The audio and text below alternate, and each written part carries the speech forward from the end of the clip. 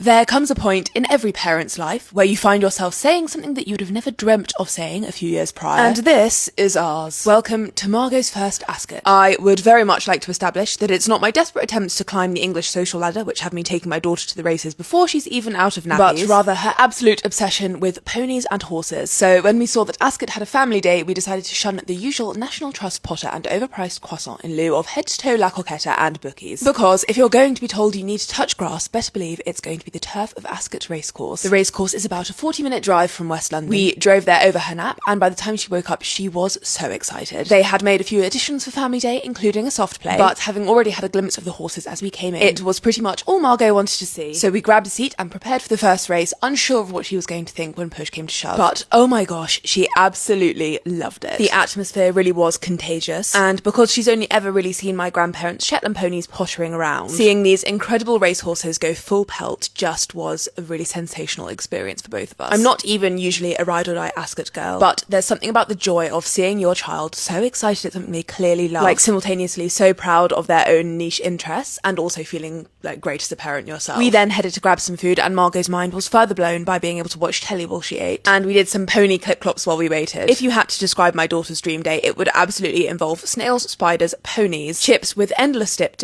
and as we smashed the chips and dip part, we planned how we could tick off the rest of that bucket list. A quick break from the chips and the great excitement of seeing the horses come through for the races. Then before we knew it, it was time for another race. What was really sweet was second time round she really knew what to expect, so she immersed herself even more. She was cheering, shouting, clapping from the moment the horses came into vision. I really hate betting, so we didn't do any. It just gives me deep anxiety and I don't know why. But because this was a family day, it felt more wholesome and it didn't feel like gambling was a prerequisite. So instead we waved goodbye to the horsey nays and headed to get a hot chocolate because in for a penny, in for a pound on a treat day. The weather had been slightly temperamental all day, so as our drinks arrived, a beautiful rainbow emerged, and in an attempt to make our daughter entirely unrelatable, we bought her an Ascot pony. A toy one, in case that wasn't obvious. Ascot Family Day also has fireworks later in the evening, which we weren't going to stay for, but we did go and explore the family area. They had rides for all different age groups, buggy parks. We did have to explain, much to Margot's disappointment, that this swing ride was not for her. And then we dropped the buggy off because we were going to show Margot something very exciting. Almost as exciting as Mummy's debit card. As part of the family day, there was an exotic petting zoo. Moo got to stroke a snake and poke a land snail. She was also very determined to try and hug the tarantula. And just when I was wondering where she got these ballsy genes from, she reverted to her mother's type and attempted to tidy up the entire beanbag area. There were also magicians and biscuit decorating. They really had thought of everything. But in an attempt to end on a high, we got 2 pulled pork buns and moseyed back to the car. And then as the final pièce de résistance to Margot's absolute dream day, we let her watch Julia Donaldson for the entire drive home. A 10 out of 10 day, and we will definitely be coming back next year. Goodbye.